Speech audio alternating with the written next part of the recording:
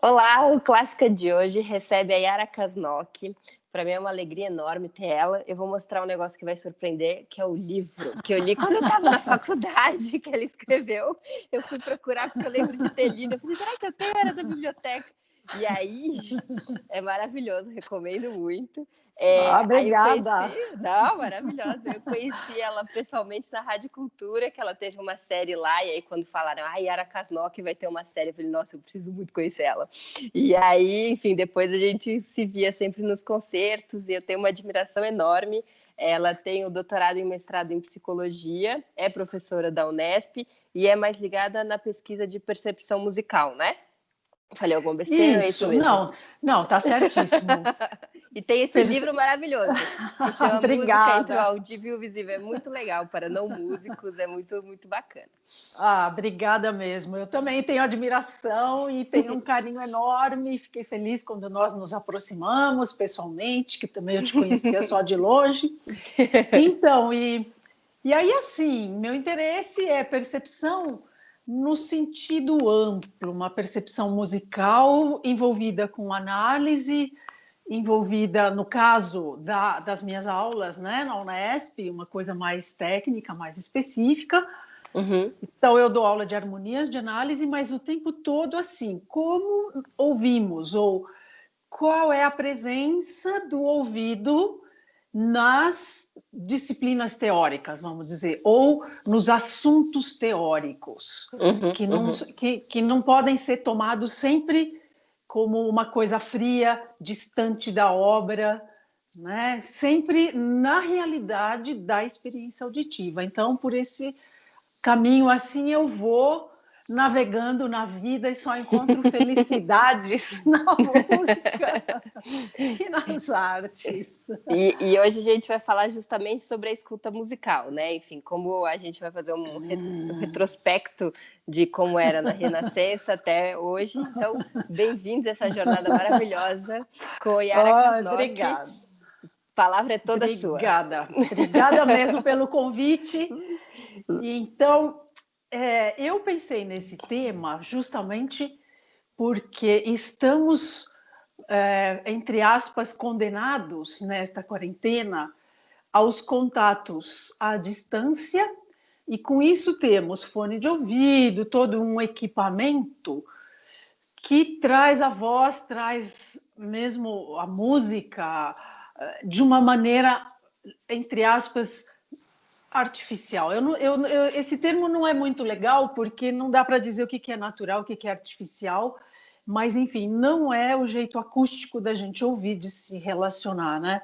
Então, eu, por exemplo, estou padecendo bastante, porque eu gosto de ouvir a voz das pessoas, assim, acústica e corporalmente, e a gente não está podendo. Então, por isso, talvez eu tenha ficado, assim, arquitetando o que podia ser interessante a gente conversar aqui, né?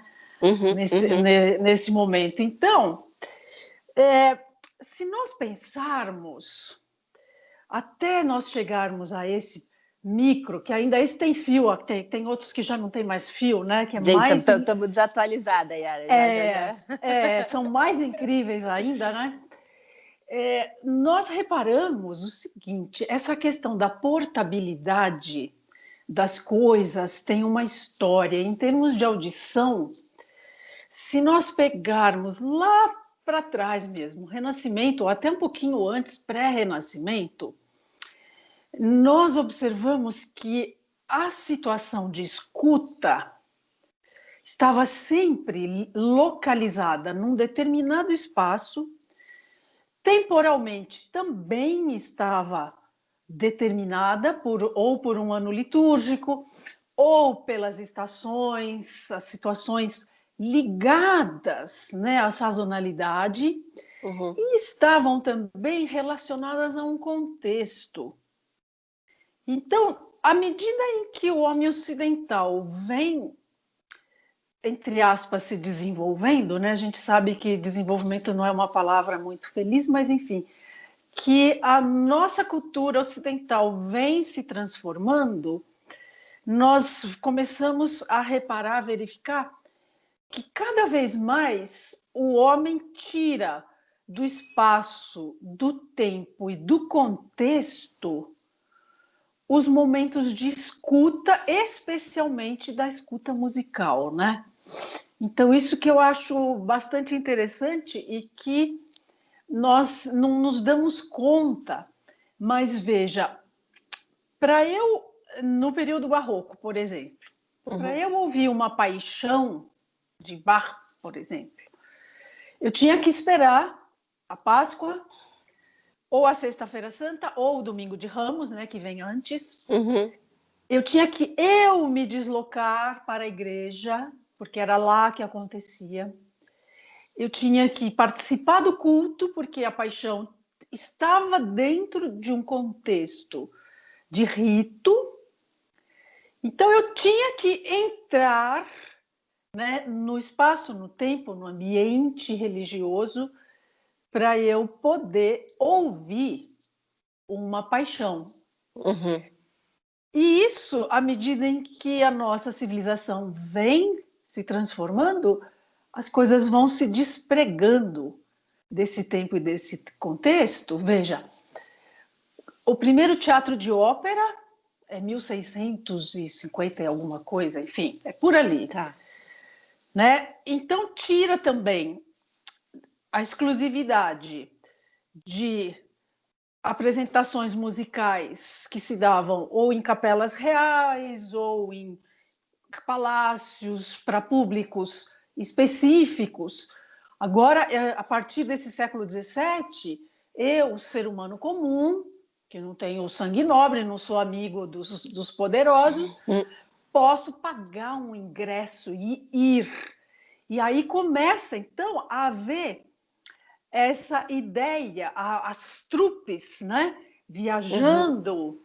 Então, esse repertório e essas experiências de fruição artística começam a circular independente de tempo, de espaço, né?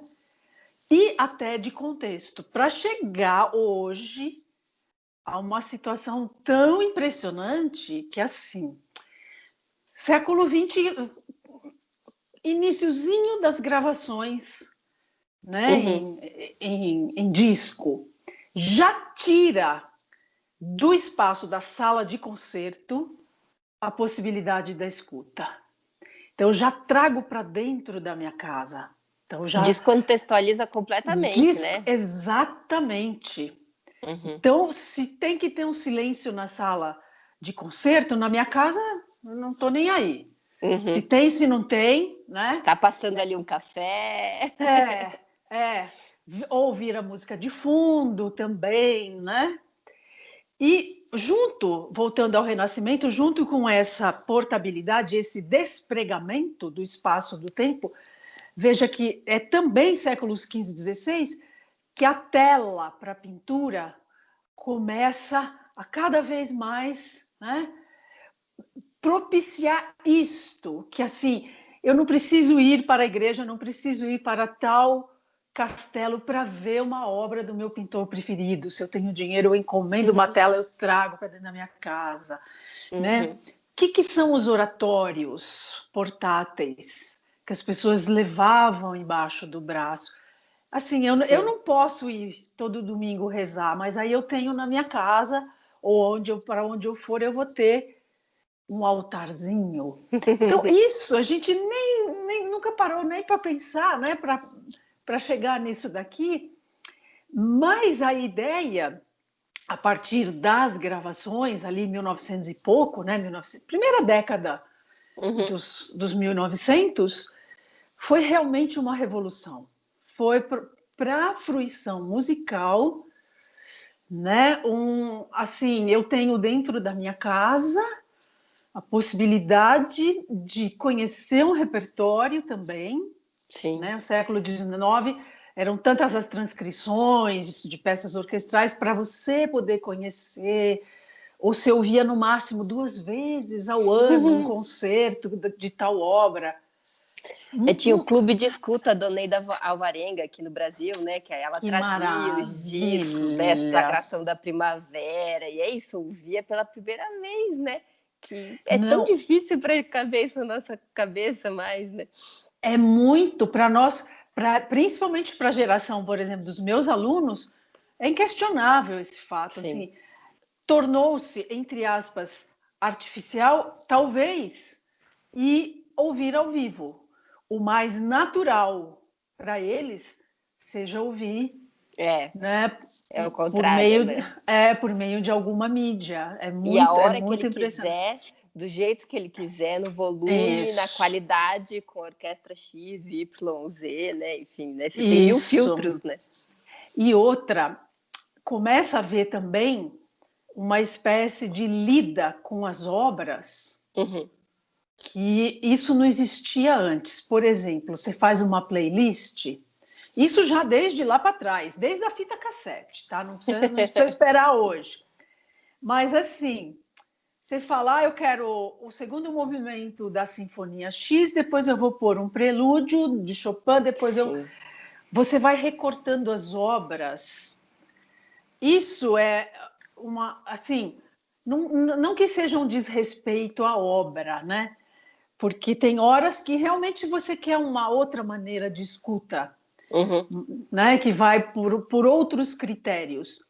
Mas se você pensar, você usa a obra não do jeito que o compositor pensou, mas assim, o seu gosto ou os seus objetivos naquela playlist estão falando mais alto do que o todo da obra, porque se você tira um segundo movimento, né, ele para de pé, sem dúvida, mas você tira do contexto dos 3 ou dos 4 movimentos, onde né, ele foi concebido. Então, a gente descontextualiza também neste aspecto, né? Você tem um todo da obra e você vai lá e fala assim, eu quero este pedaço.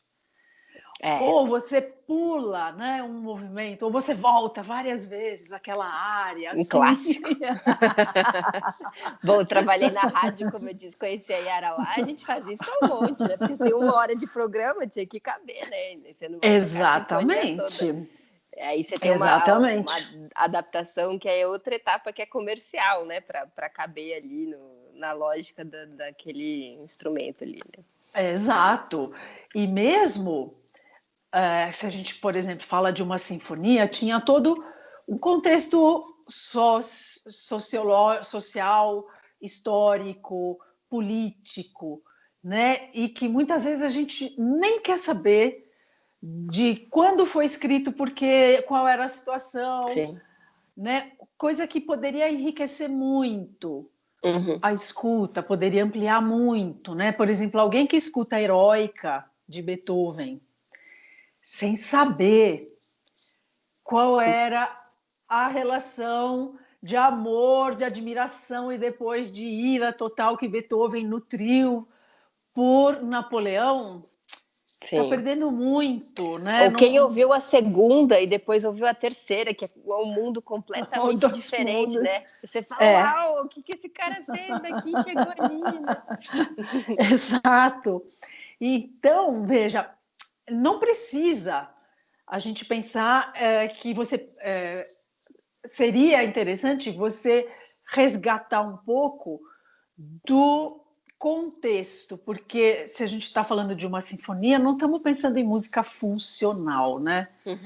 Porque a escuta da música funcional aí também é uma outra dimensão da nossa escuta.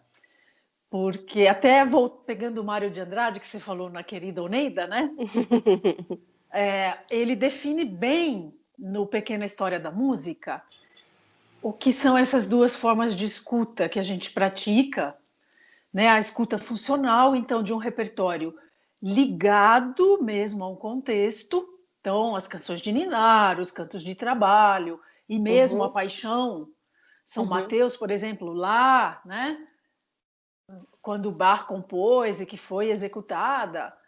Então, ali é música funcional, ou seja, você não ouve o seu prazer estético. Você não ouve como uma obra de arte. A música funcional tem a missão de te levar para uma outra fruição, seja espiritual, né? Seja uma celebração, por exemplo, de colheita, ou um canto de trabalho, ela te leva para um movimento ritmado. Então, a música funcional não teria esses critérios que a gente vai exigir na música, que o próprio Mário de Andrade chama de uma escuta estética ou escuta desinteressada. É muito bonito esse termo. A escuta funcional ele chama de interessada. Né? Então, ele ainda fala uma coisa muito bonita, mais ou menos assim, que o canto gregoriano não foi feito para os ouvidos artísticos e estéticos. Se você vai ouvir com esse objetivo, você se enfara, esse é o termo que ele usa, e se distrai, porque assim, ela não foi feita para ser ouvida, mas para deixar ser ouvida. Então, assim, é para rezar. É para se conectar com Deus. Se o coral desafinou, se o ritmo não estava lá de acordo, isso não importa. Se a música funcional atinge o objetivo, no caso do canto gregoriano, que era elevar sua alma até Deus e te fazer rezar com mais intensidade, beleza. Então ela é excelente música.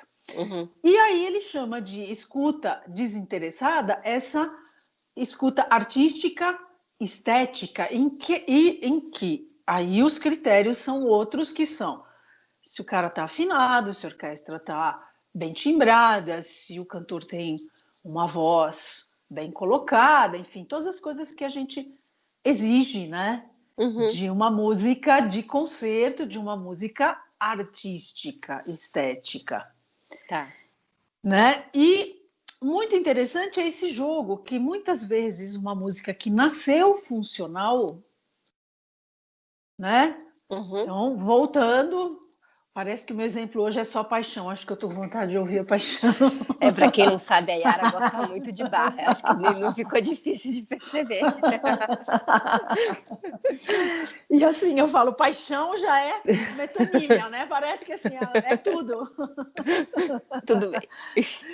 Mas, enfim, ou uma missa, vamos supor, a missa Papa Marcello do Palestrina. Tá. Então, ela foi composta também com um objetivo funcional. Mas a qualidade da obra é tão impressionante que mesmo ela, tirada do tempo, do espaço e do contexto, ela vai para a sala de concerto e você admira como obra estética, como obra de arte. Fica multitasking, porque ela funciona para se conectar com Deus, mas também está bem feita. Exato. Né? Tem várias... a gente conhece no repertório inúmeras peças que nasceram num habitat funcional e migraram para a sala de concerto, né? E... Você acha que isso é um sacrilégio, assim? Que você perde muito? Ah, tá. Claro que não, claro que não. Né? Porque tem um valor ali, e mesmo você não sendo cristão, por exemplo, na missa do Palestrina, você se aproxima de princípios que regiam o que era aquela espiritualidade. Sim. Né? Você não precisa acreditar para poder usufruir daquela coisa tão maravilhosa. Né? Que assim, qual era o princípio? Então, a inteligibilidade do texto em momentos principais, né? Porque aí a gente está na missa de Palestrina falando de um contraponto bem intrincado, em que às vezes o texto não é muito compreensível, né? E aí, assim, a ideia da fluidez o tempo todo, dessa criação de um espaço que, em alguns momentos, deixa de ser terreno, para você começar a habitar uma espécie de espaço sagrado, trazido por essa fluência musical. Então você não precisa acreditar, né? A obra tem esse poder de abrir outros espaços, né, na tua interioridade, e você entra, né, do jeito e sai outro. Isso é bom, né? Isso é verdade. Isso é o mais maravilhoso, né, da escuta, que a gente nunca sai igual. Isso é uma coisa impressionante. E mesmo porque tem sempre também essa discussão, não, porque o concerto ao vivo é sempre muito melhor, porque acusticamente a recepção é outra, sim, é outra, tem um contato com esse espaço, né? Tem o risco compartilhado com o artista ou os artistas que estão no palco, enfim. O concerto é um momento mágico, né? Sim, sim. E assim, você se prepara para ir para lá.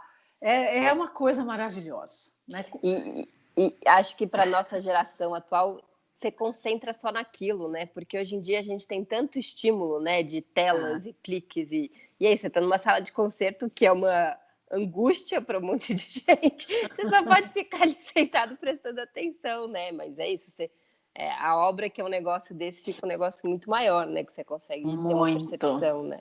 Eu sempre falo que é uma experiência sensorial, né? Porque não é só de escuta, é tudo ali, né? Não, é tudo, é tudo. E esse silêncio é muito importante, né? Quase para mim assim, é uma celebração da percepção, nesse sentido de você ser chamado a usufruir com todos os seus sentidos, todas as suas memórias, sabe? É um momento muito, muito importante, né? Então eu Celebração da acho percepção é lindo, é linda a ideia. Muito bonito. E eu acho que o concerto ao vivo nunca vai morrer. De Não. jeito nenhum. Não tem como, a gente precisa, né? Então, mas aí, assim, todo mundo fala, bom, a gente sabe que para o artista que está no palco, ou a orquestra, enfim, o grupo, os concertos nunca vão se repetir. Claro que não, a gente já sabe como experiência que cada dia é completamente outra coisa. Uhum. Mas, numa gravação que está, entre aspas, congelada, a gente tem a ilusão que a gravação também congelou essa interpretação. Mentira! Por quê? Porque nós não somos os mesmos ouvintes. Não é só porque, assim, se a gravação, se do lado do intérprete está congelado, para nós não está, não tem como. Mesmo quando a música repete, que tem o ritornello, né? Nunca é igual. No instante seguinte, né? A gente já está A diferente, né? gente já é outra coisa. Porque quando a música entra a primeira vez, ela abre espaços, ela faz determinadas relações com obras que você já ouviu. Ela puxa, né? Ela puxa na tua memória. E mesmo não precisa ser uma memória consciente, ela estabelece relações com poesia, com arquitetura, com obras, com falas que você teve, com sonhos. Ela entrou, ela começa a entrar e ela começa a puxar assim todo o teu aparato perceptivo, e é uma coisa impressionante. Você pode ouvir a mesma coisa, você pode gravar 2 vezes a mesma peça na sua playlist. A segunda vez é diferente. Sim, sim, sim. Isso é maravilhoso. Se a gente experimenta isso, você fala assim, isto é a vida, né? Isto é o movimento de voltar para as coisas, mas nunca ser igual. Sim. Nem elas, nem nós. E aí a gente se pergunta, né? E eu lembro sempre do Merleau-Ponty, na Fenomenologia da Percepção, ele fala assim, o que é a percepção, né? Ou o que é o tato, que é o mais concreto? É a mão direita que encosta na esquerda, a esquerda que se deixa encostar pela direita. Não, o tato está entre a direita e a esquerda. Não é assim, a direita e a esquerda. É o que acontece entre as duas mãos. Então, a percepção é esse momento em que a obra e você e as tuas capacidades todas de fruição se encontram, né? E aí você fala assim, puxa, sou eu que estou ouvindo mais coisas nessa obra? Ou é a obra que está me mostrando? Assim, não dá para separar, né? E Então, música é um assim, negócio muito que você não pega, né? É isso, no instante que ela começa, ela acaba, né? É isso, todas as lembranças musicais, elas estão na sua memória, né? Mas não estão em lugar nenhum, né? Tudo um instante. Não, exatamente. Isso é o mais impressionante, né? Porque esse tempo que passa, né? Uhum. E assim, ela nasce em direção ao silêncio, né? Ela sai Sim. de um silêncio e ela volta para o silêncio. Mas esse percurso, né? Tem uma experiência de vida aqui, de intensidades, de energias que foram se acumulando, que é uma experiência maravilhosa. E você acha que a escuta melhorou ou refinou ao longo dos séculos? Assim? O que você acha? Olha, eu acho que melhorou, sabe por quê? Porque assim, os meios todos de gravação nos permitiram ouvir os cantos multifônicos lá do Nepal, da Mongólia. Eu na minha adolescência não tinha acesso a isso, né? Sim. E com todas as culturas, né? A gente tendo possibilidade, eu não consigo ir lá para o Nepal. Eu gostaria. Um dia eu vou, tá? Mas por enquanto ainda não deu. Mas Fica aqui o assim, pedido, quem quiser fazer uma doação de passagem, hotel. e assim, eu me interessei pelo Nepal especificamente quando eu ouvi esses cantos multifônicos há uns 30 anos atrás. Pela primeira vez, eu falei assim, que isso? Né? Então, veja, eu acho que a gente tem disponível cantos e músicas do mundo inteiro, né? De diferentes maneiras, por meio de diferentes suportes, né? E eu vejo nos meus alunos, eu estou falando isso me baseando nesta geração, que está entre 18 e 25, 30 anos, né? Eles têm uma disponibilidade maior para escutar tudo, Tá. sabe? Eles não têm uma ideia ou um pré-conceito que diz isso aqui é música boa, isso aqui é música ruim. Não, eles vão, sabe? Então, talvez eu diga isso porque eu estou num mundo um pouco apartado, que são mundo de músicos, de estudantes de música que estão se profissionalizando, né? Mas, ao mesmo tempo, também tenho muitos amigos que se interessam por tudo. Então, eu, por exemplo, amo Cascatinha em Ana, não vivo sem. E aí, quando você vê no YouTube um ex-aluno seu, jovenzinho, sabe, fazendo música caipira, no bom sentido, Sim. não esse sertanejo universitário que eu, pessoalmente, não curto, né? Tem gente que curte, eu respeito cada um na sua praia, mas eu acho que tem, com esta oferta, uma possibilidade das pessoas ampliarem o conceito música. Primeira coisa, né? Então, assim, o que é música? Rap é música? Sim. Ah, mas não tem melodia. Mas tem inúmeras outras coisas que você não estava ouvindo. Né? Mas tá ali. Ah, tá ali. Música ruidista, música eletroacústica. Ah, não tem melodia, não tem ritmo, não tem. Mas tem outras milhões de coisas maravilhosas que estão te dizendo. Só que assim, desarme-se, esqueça, né, esses pré-conceitos. O mundo está te mostrando muitas coisas e você tem que escolher, você tem que se permitir experimentar. Né? Porque. Fala.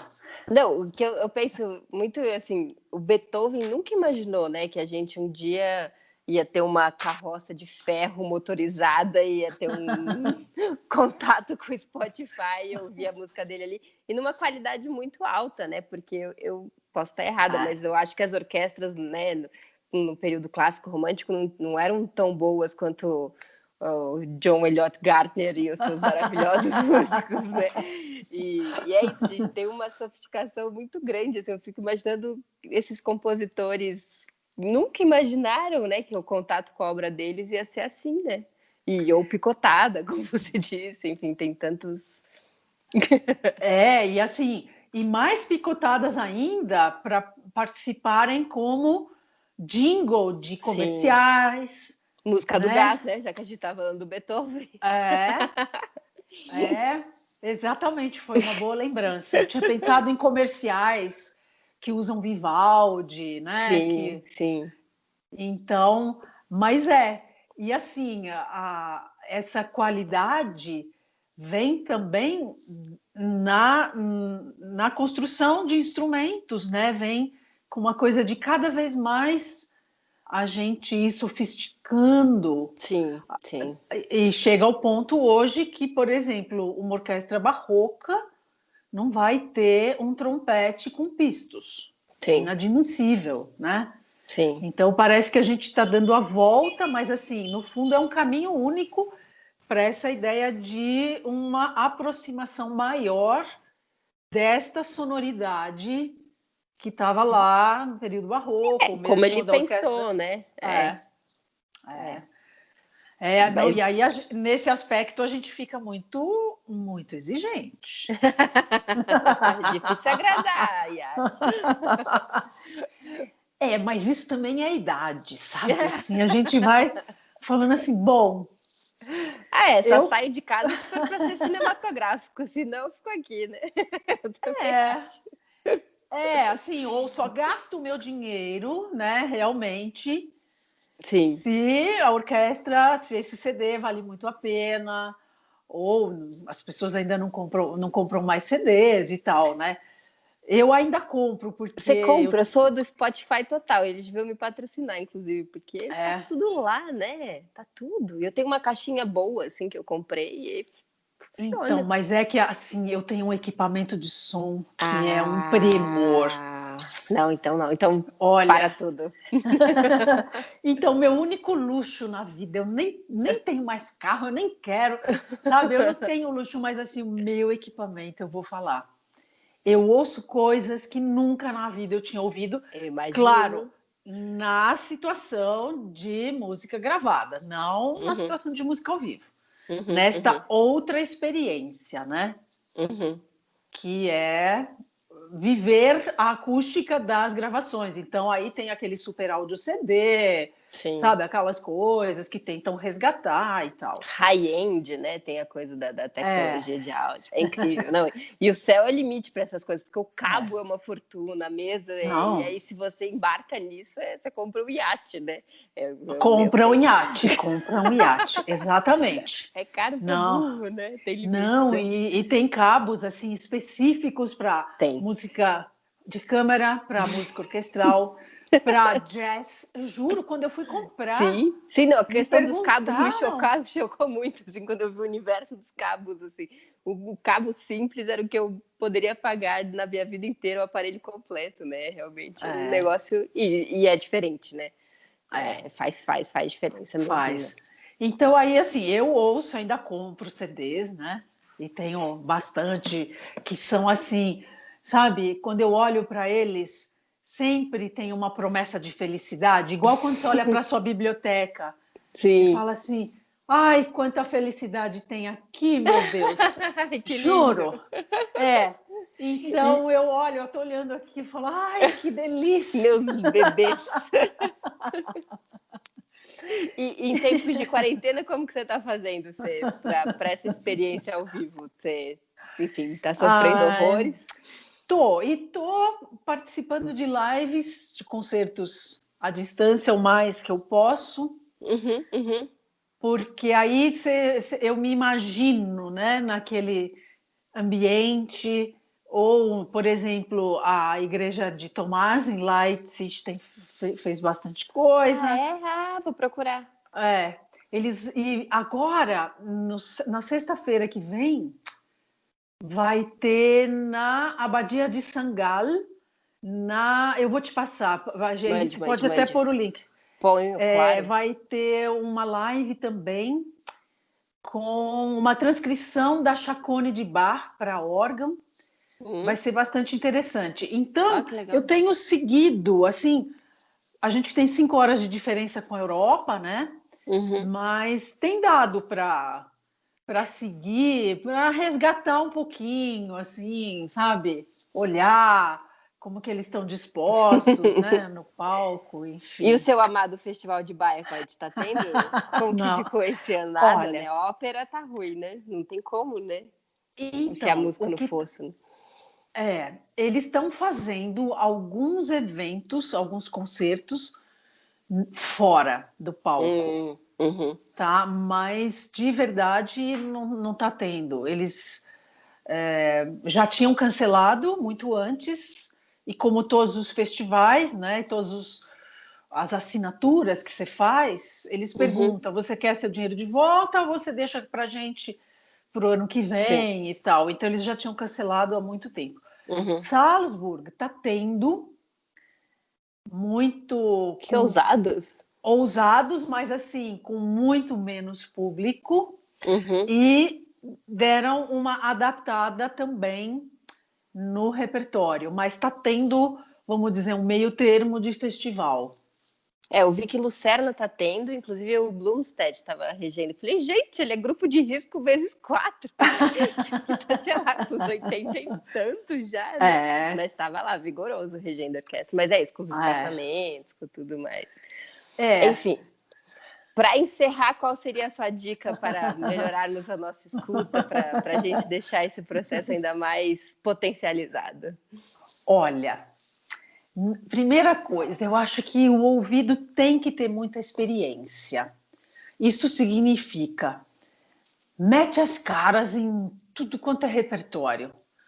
Porque até as experiências ruins vão te dizer com mais certeza quais são as boas, ou quais foram as boas, tá?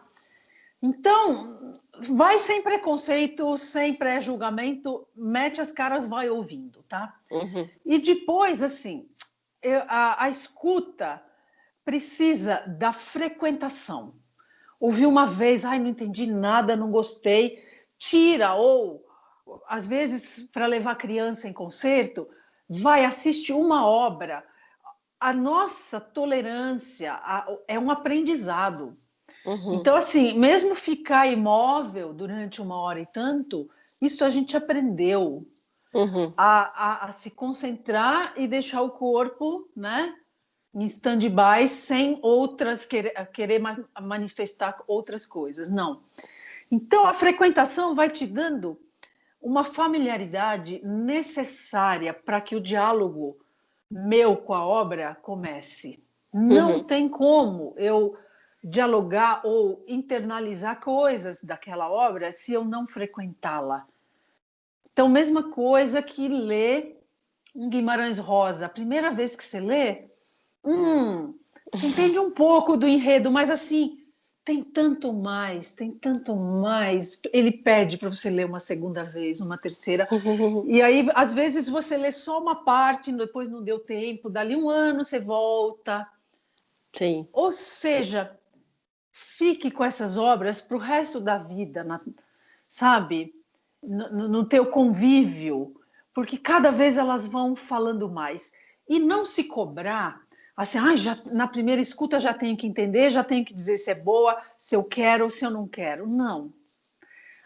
Uma obra não existe para ser decifrada, para ser resolvida. Ela existe para propor um diálogo. Se você vai ser o interlocutor dela, ou se você vai querê-la como interlocutora na sua vida, vai depender desse contato, dessa frequentação. Então, acho que assim, a gente não pode se cobrar. Tem dia que não dá para ouvir concentradamente, não dá. Quantas vezes a gente foi para um concerto, pagou caro, e chega lá assim, a tua cabeça não concentra, fica pensando nas contas, fica pensando para quem você tem que telefonar. A percepção é intermitente, né? Ela vai e volta, a concentração. Sim. Então, meu conselho é: deixe-se, né, ferir, deixe-se sensibilizar por todo tipo de música, e aí você vai fazendo a sua playlist da vida, né? Isso é o que é o mais bonito. Ah, maravilhosa. Só tenho a Obrigada. agradecer, foi muito bonito, sério mesmo, gostei muito. Obrigada. E encerramos aqui com esse conselho de ouça, ouça, ouça, ouça, ouça. Isso mesmo. Exato. Obrigadíssima, Yara. A gente se encontra por aí. Obrigada. Beijos. Beijo.